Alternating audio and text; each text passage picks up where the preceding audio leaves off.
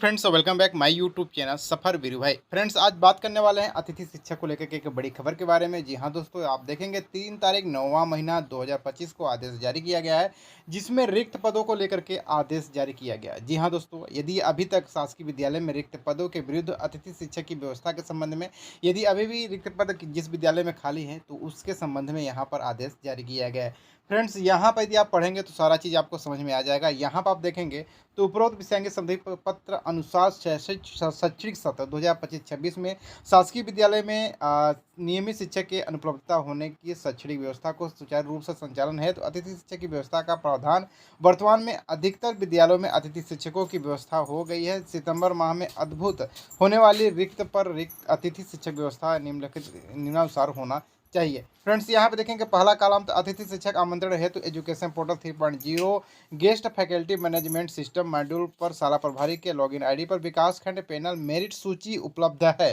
शाला प्रभारी विद्यालय में रिक्त पद में के विरुद्ध अतिथि शिक्षक की व्यवस्था होने पर निम्नलिखित कार्यवाही कर सकेंगे। फ्रेंड्स, आगे देखेंगे यहाँ पर तो आपको सारी चीज़ें समझ में आ जाएंगी। यहाँ पर पहला कॉलम यदि आप देखेंगे यहाँ पर तो आपको दिखेगा कि विद्यालय में किसी भी आवेदन के द्वारा यदि विगत सत्र में रिक्त पद के विरुद्ध अतिथि शिक्षक के रूप में कार्य किया है तथा आवेदक का नाम विकास खंड की पैनल सूची में है तथा उस विषय पर रिक्त पद है तो उस आवेदन को प्राथमिकता के आधार पर उसी विद्यालय में आमंत्रित किया जाएगा।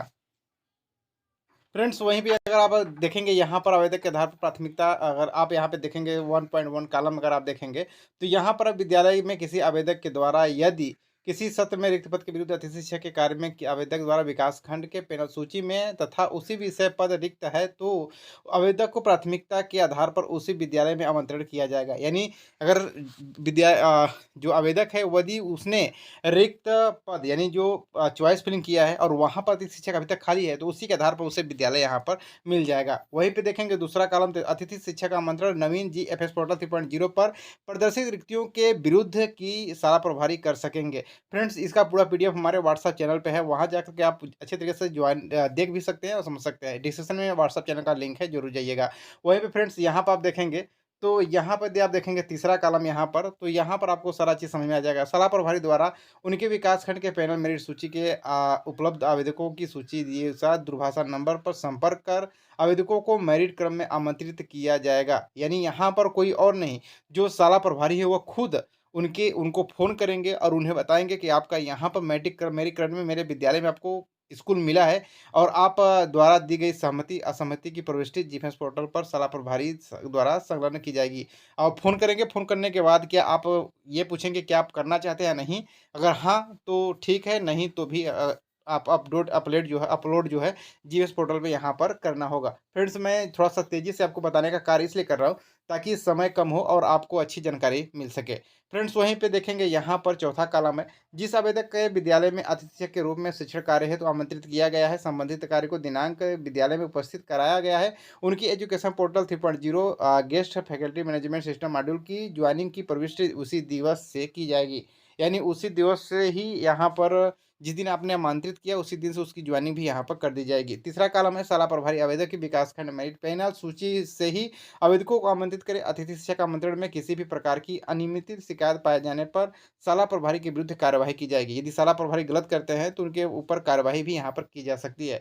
1.6 कॉलम देखेंगे शाला प्रभारी मेरिट क्रम में आमंत्रित किए जाने वाले आवेदक स्कोर कार्ड में दर्ज दस्तावेजों का परीक्षण कर दस्तावेजों पर एवं स्कोर कार्ड में दर्ज जानकारी में विभिन्न पाए जाने पर आवेदन को अतिथि शिक्षक हेतु अपात्र या निरस्त भी कर सकते हैं। यदि जो भी दस्तावेज वो अपलोड किया है अगर वो गलत पाया जाता है तो यहाँ पे अपात्र भी किया जा सकता है। वहीं पे फ्रेंड्स 1.7 कॉलम देखेंगे यहाँ पर तो आपको मिलेगा अतिथि शिक्षक प्रक्रिया पूर्णतः ऑनलाइन है।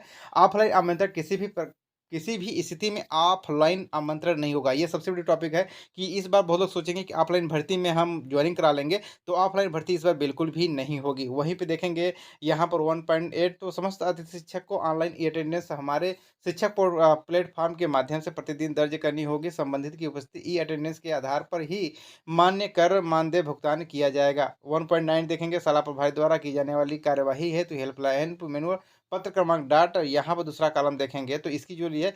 3/9/2025 से लेकर के 8 सितंबर 2025 तक यहाँ पर डेट रखी गई है। फ्रेंड्स आगे देखेंगे तो सारी सारी चीज़ें यहाँ पर प्रतियाँ आप देख सकते हैं, सारा प्रति यहाँ पर कहाँ-कहाँ प्रिंट करवा के भेजी गई है। तो फ्रेंड्स यह छोटी-सी जानकारी कैसी लगी कमेंट बॉक्स में लिखिएगा। मैंने बहुत तेज़ी से आपको बताने का कार्य किया ताकि आपका समय बचे। इसकी जो पीडीएफ है हमारे व्हाट्सएप चैनल में है, वहाँ जाकर के आप देख सकते हैं, हमारे टेलीग्राम चैनल में है, वहाँ पे आप जैसे जाकर देख सकते हैं। डिस्क्रिप्शन में लिंक है, आप ज़रूर जाकर के वहाँ पर जॉइन करें और ये पूरी वीडियो को अच्छी तरीके से देखने का प्रयास करें। चैनल पर नए हो तो चैनल को सब्सक्राइब ज़रूर कर लीजिएगा। धन्यवाद।